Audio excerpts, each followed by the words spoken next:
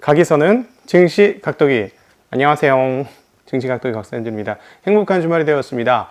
야, 드디어 벌써 8월이 갑니다. 시간이 화살처럼 갔고, 8월달은 저에게 2020년은 모두에게 의미가 있고 2020년 8월달은 저에게 참 많이 의미가 있는 것 같습니다.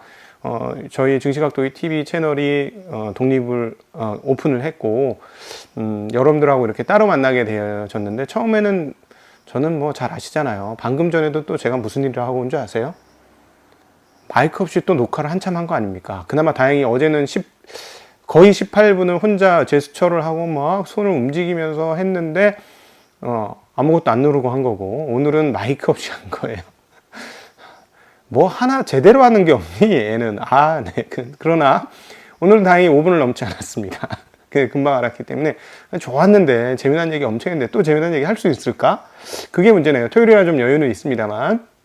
네, 8월 달이 사실은 투자자들의 실력을 보여줄 수 있는 좋은 기회였습니다. 그러니까 물론 이제 뭐 한 달짜리 가지고 그렇게 왈가왈부하는 건 좀 웃기긴 하지만, 얼마나 좋은 선택을 했는지, 그리고 얼마나 시장의 중심에 가까이 다가섰는지에 따라서 수익률이 결정되는 달이 8월 달이었습니다. 대체적으로 굉장히 어려웠던 사람들이 많았고요.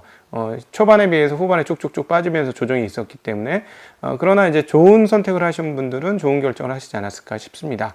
저희 증시각도의 TV에서는 따로 종목이나 이런 것들을 구체적으로 말씀드리진 않을 거예요.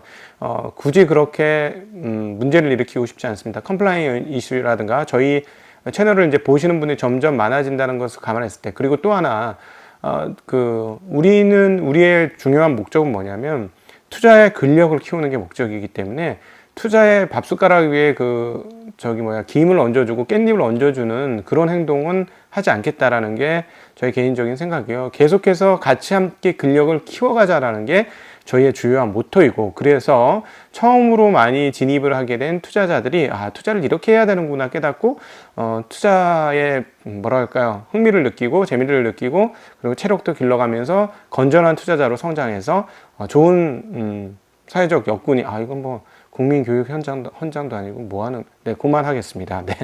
오늘 미국 시장 마감 정말 재밌었어요. 네. 이제 테슬라가 분할을 하고 애플을 분할을 하고 그런 얘기를 보통 사람들은 하게 될 텐데, 제 눈은 거기에 하나도 안 가더라고요. 와.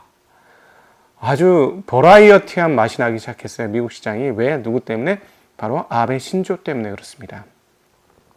갑자기 왜 아베 신조냐고요? 아베 신조가 오면, 아베 신조 이미 뉴스는 들으셨죠? 퇴임. 네, 사퇴, 건강상의 이유로 퇴임이 아니고 사퇴. 내년도 8월인가까지 임기인데 사퇴 가능성이 불거졌고, 이 정도까지 뉴스가 나온 걸로 봐서는 사퇴를 할 것으로 추정이 됩니다.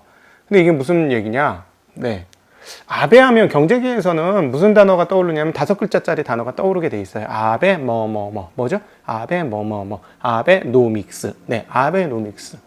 아베노믹스는 뭔가요? 아베노믹스의 핵심은 무한적인 양적 완화하고 거의 똑같습니다. 미국이 했던 무한적 양적 완화의 원형적 모습이 바로 1번이었고, 그 중에서도 가열차게 했던 것이 아베였어요. 아베. 근데 아베노믹스의 핵심적인 구도는 어떻게 되죠? 구도? 1번 정부의 무한정한 통화 발행이 그냥 되나? 아니, 누구하고 되나? 누구하고? 네. 1번 은행, BOJ하고 되는 것이죠. 그런데 아베 그 주축의 하나였던 아베노믹스의 주축이 뭐야? 그냥 노믹스가 아니고 아베노믹스의 아베가 주축인데, 이게 빠지면 어떻게 될 거냐? BOJ하고의 관계가 어떻게 될 거냐는 의문이 시장에서 들기 시작했습니다. 이 부분이 그동안 사실 8월 달에 증시 한 2주 반 정도 전부터의 전 세계 증시에서의 핵심 화두는 뭐였어요? 월스트리트 저널에서부터 발표를 하기 시작한 바로 그 문제, 바로 어제 결론이 난 바로 그 문제. 평균 인플레이션 목표제, 이것을 시행할 것이냐. 그러니까 그동안에 2% 타겟팅에서 실질적으로 2% 타겟팅 훨씬 더 위로 올라가는 일이 벌어질 것이냐 여부가 굉장히 중요했고, 그걸 가지고 지금 거의 8월 달에 중순 이후부터는 계속 거기에 매달려서 시장이 움직였다라고 봐도 과언이 아닙니다. 그래서 제가 어제 이렇게 열을 내면서 말씀을 드렸던 거고, 그게 얼마나 중요한 거냐 이런 식으로 얘기를 드렸던 거예요. 그리고 그렇게 되니 누가 얘기한 것처럼 이것은 강세론자들을 위해서 축포가 터졌다라고까지 표현해도 과언이 아닌 정도의 상황들이 왔던 것이죠. 그런데 이 마무리에 갑자기 일본의 아베가 등장했습니다. 아베의 사퇴 가능성에 의해서 아베노믹스에 대한 무엇? 의문이 생겼고, 아베노믹스에 대한 의문이 생기는 이유는 과연 BOJ와의 관계가 잘 될 것이냐는 거예요. 일본 중앙은행. 그렇죠. 아베노믹스의 핵심적인 카운트 파트너가 누구예요? BOJ예요. BOJ가 그렇게 계속해서 채권을 사주면서 현금을 시장에 공급해주는 이 역할을 했기 때문에 아베노믹스가 든든히 갈 수 있었는데, 아베가 사라지자 그러면 이 관계가 잘 될 수 있을 것이냐라는 것입니다. 근데 일단 뭐라 그럴까, 산술적으로 표현을 해야 된다고 할까요? 괜찮을 것 같습니다. 왜냐하면 그 중에 중요한 인물인 그로다 하루이코 BOJ 총재의 임기는 2023년까지입니다. 그렇기 때문에 그 점을 감안해 보면 그 아베노믹스, 즉 무한적인 양적 완화, 1번판 무한적 양적 완화가 유지될 가능성은 상당히 높다라고 생각하는 것이 맞을 것 같습니다. 그건 제 생각에는 그럴 것 같습니다. 네. 그럼에도 불구하고 시장은 어떻게 한다? 네, 일단 벌어졌기 때문에 의혹한다. 그래서 무슨 일이 벌어졌다? 일본 엔화에 무려 하루 만에 1% 강세가 나타났습니다. 야, 이제 일본은 어떡하죠? 어떡하니? 네. 뭐, 다행히 지금 그 감염병 사태로 인해서 일본 여행 갈 일이 없어서 일본 뭐 환율이 강해지는 것 때문에 걱정하실 분들은 없을 것 같고, 지금 당장 개인적으로는 일본 수출은 어떡하니, 이거. 네. 큰일 났네. 그럼 일본 수출 비싸지면 어떡하니, 이거. 한국 제품 많이 팔리나?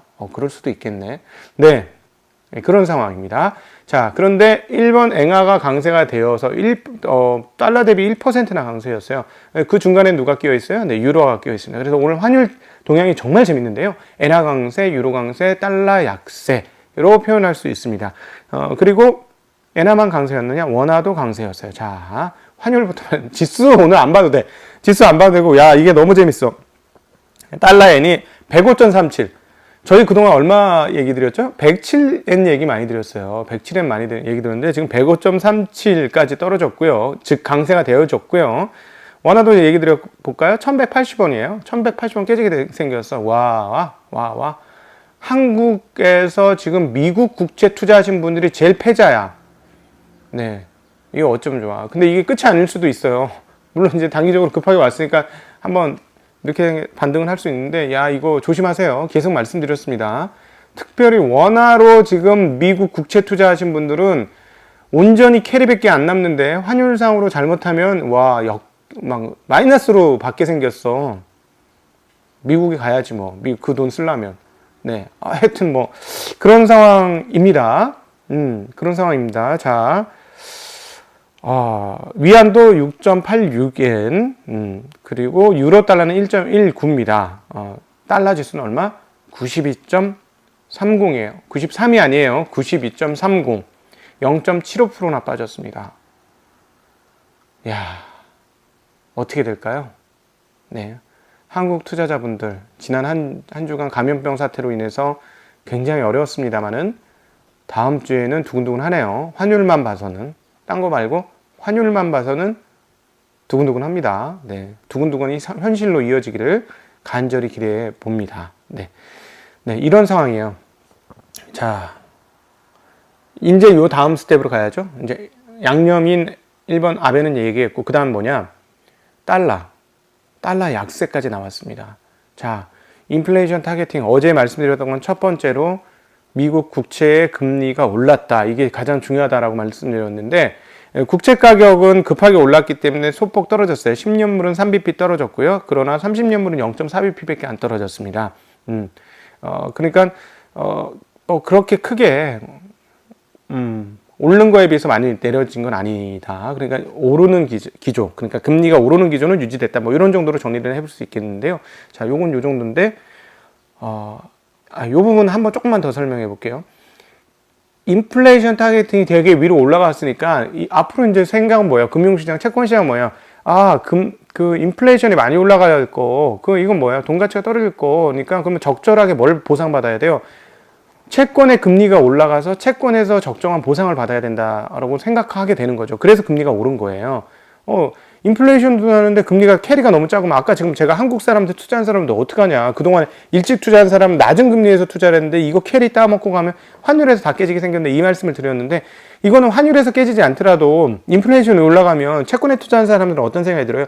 아, 그만큼에 대한 보상을 받아야지. 보상을 받는다는 건 뭐예요? 금리가 좀 올라줘야 된다는 얘기 아니에요. 그죠?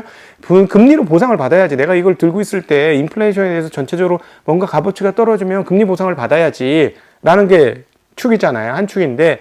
자, 거기서 걱정했던 바가 뭐예요? 이 가치가 떨어진다. 인플레이션이 된다는 건 뭐예요? 인플레이션이 된 만큼 동안 돈 가치는 떨어진다는 거죠. 옛날에 말씀드렸지만 그 말을 싹싹 긁어먹듯이 그렇게 인플레이션은 통화 가치를 싹싹 긁어먹는 거잖아요. 이게 핵심이잖아요. 그래서 유럽은 싫어하잖아. 하이퍼 인플레이션 당하고 나니까 이거는 싹싹 긁어먹은 게 아니고 그냥 전부 다 쓰레기를 만들어 놨어요. 쓰레기 정도가 아니고 그냥 개똥도 안 되는 걸 만들어 놨잖아요. 그렇게 만들어 놓으니까 어떻게 돼요? 항상 금리로서 보상받고 싶은 생각이 있는 것이죠. 자, 여기까지가 어제였는데 오늘은 뭐다? 통화 가치가 떨어졌다.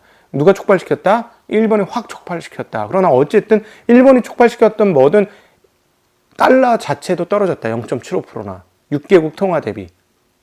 네. 물론 엔화 때문에 그렇긴 합니다만 0.75는 엔화 때문에 그래요. 엔화가 1%나 떨어졌기 때문이고 그러면 미국 그 달러와 유로화를 따져보면 뭐 그 정도는 아니다. 그 정도는 아니다. 그럼에도 어쨌든 달러도 약세로 갔다. 자, 이건 무슨 말인가요? 달러도 약세로 갔다? 야, 이거, 달러 들고 있는 사람 무슨 생각을 할까요, 이제? 아까 채권 들고 있는 사람 무슨 생각을 한다는 얘기를 드린 거고요. 그럼 달러 들고 있는 사람들은 이제 앞으로 무슨 생각을 할까? 달러 가치 떨어지는 걸 해지하기 시작해야 되죠, 해지하기. 네. 미국의 기술주들의 성장이 달러 가치 하락보다 크다면 그쪽으로 갈 것이고요. 근데 이게 커버리지가 안 되면 상대적으로 그다음부터 통화 강세가 될 국가의 성장이 가능한, 그리고 주가가 올라갈 수 있는 쪽으로도 투자할 수 있겠죠. 자, 그렇다면 오늘 마무리되면서 우리가 다음 주 한국 시장이 굉장히 주목되는 상황입니다. 중국 시장도 주목이 되고요. 과연 이 달러 약세를 과연 어떻게 해치할 것이냐, 투자자들, 달러 보유 투자자들은 달러 해지의 상황들을 어떻게 받아들이고 어떻게 해치하려고 할 것이냐가 다음 주에 굉장히 중요한 얘기가 될 것이다 라는 거죠. 네, 이 얘기를 하다 보니 나왔던 얘기 있잖아요. 일반적인 이 시황해 주시는 분들이 하는 얘기. 에너지는 1.85% 올랐고 산업재는 0.92% 올랐고 기술주도 0.96% 올라서 전반적으로 상승을 했습니다. 패트릭 하커 필라델피아 연은 총재는 인플레이션이 2%에서 일부 오르는데 편안할 것이다 라고 발언하면서 나에게 2.5%나 3%는 그렇게 큰 숫자가 아니며 2%에 도달한 뒤에 2.5%까지 천천히 서서히 오를 것이냐 또는 2.5% 넘어서면서 급등 발사할 것이냐가 나에겐 중요하다라고 발언을 했습니다.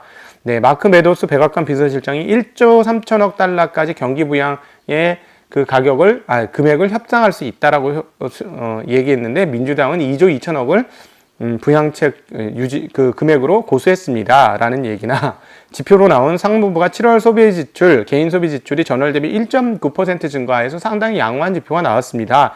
7월 개인 소득은 전월 대비 0.4%로 소폭 상승했습니다. 미시건대 8월 소비자 태도 지수가 최종치가 74.1로 전월 72.5보다 올랐습니다.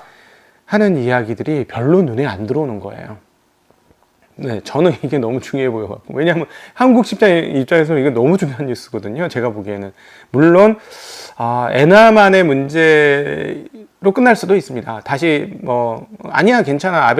아베가 떠나도 그 다음 총리에 의한 아베노믹스 바통을 잘 이어받을 거야. 라고 생각하면 제자리로 돌아가겠죠. 그러나 어쨌든, 이런 문제가 있구나. 이게 어떻게 연결이 될까? 그리고 달러 보유자들은 무슨 생각을 할까? 근데 물론 달러 보유자 입장에서는 이제 엔화의 관계보다 그래서 엔화가 강력한 역할을 해서 떨어뜨린 달러보다는 유로하고의 관계도 생각을 해야 되겠지만 어쨌든 유로화 대비로도 달러는 약세다. 그렇게 정리는 하셔야 될 것 같습니다. 네. 네. 유가는 소폭 떨어졌고요. 달러 약세가 되니까 어떻게 돼요? 금값이 올랐습니다. 구리값도 올랐습니다. 네. 다음 주는 인플레이션 타겟팅의 다음 스텝인 금리와 환율이 어떻게 움직일 건가? 네. 달러가, 이제 달러 보유가 굉장히 문제가 되는 시점에 올 수도 있다라는 점도 열어서 생각하실 필요가 있다라는 말씀 드립니다. 네. 즐거운 주말 되시고요. 저도, 오늘, 어제 저희 네이버 카페, 증시각도기 카페에서 여러분들이 여러 질문을 해주셨는데, 그거는 제가 오늘 시간 날 때 음성으로 네이버 오디오 클립으로 한번 다 녹음을 해서 올려드릴 생각을 가지고 있습니다. 그래서 한번 해서 쭉 해서 정리 한번 해드리도록 하겠습니다. 금리에 대한 질문이 많고요. 그리고 또 여전히 금리, 주식시장에 대한 이해를 하시려면 educast.com 저희 그 유튜브 밑단에 그 저희 댓글 그 미국 시장 정리하는 그 댓글에 링크 걸어놨어요. 그 링크 걸면 educast.com에 들어가시면 증시각도기에 잃지 않는 쉬운 투자 강의가 열려 있습니다. 제대로 공부를 하고 싶으신 분, 사실은 지금 상황부터는 재무제표가 절대적이지 않습니다. 재무제표도 그냥 하나의 중요한 포인트 중에 하나예요. 읽어가는. 네. 오히려 지금부터는 시장이 어떻게 되는지에 대한 근본적인 골격을 잡아서 그거를 이용해서 어떻게 투자할 것인지에 대한 방법론을 배우는 게 지금부터 월등히 중요해요. 네. 네. 지금은 재무제표에 근거해서 돈 버는 시점, 그것도 돈을 벌죠. 근데 지금의 시대부터 달라질 거예요. 제가 말씀드릴 수 있는 건, 단순히, 저는 개인적으로 개인 투자자들에게 재무제표의 건전성에 투자하고, 그 다음에 배당을 많이 주는 투자, 이런 거 굉장히 지지하고 권유하는 입장입니다. 개인 투자자들에게는 굉장히 좋은 방법인데, 그러나 그것보다 더 근본적으로 한 발 더 나가서 투자의 어떤 원칙을 깨닫고 투자하는 법을 배우겠다고 하시는 분들 입장에서는 다른 시장이 열릴 거예요. 다른 시장이 열립니다. 이미 그런 시장이 열렸죠. 지금 미국의 빅5 밸류에이션 낮은 거 어디 있어요? 하나도 없어요. 그 투자 어떻게 해요? 할 수가 없어요. 재무제표에 기반해서 투자 불가합니다. 그 중에서도 ROE에 대해서 눈을 뜨면 투자할 수 있었어요. ROE에 눈을 뜨면. 그러니까 그런 부분들까지도 생각하고 공부를 하시고 싶으신 분, 대신에 기초가 없어서 기초를 한번 다져보고 싶으시다 하시는 분들은 에듀캐스트의 증시각도기에 잃지 않는 쉬운 투자가 분명히 도움이 되실 거라고 생각합니다. 다른 어떤 강의보다도 실전 투자에 도움이 될 수 있는 강의라는 점은 말씀드리고 싶습니다. 네. 자, 그럼 행복하고 즐거운 주말 되시길 빌겠습니다. 인사드리겠습니다. 안녕!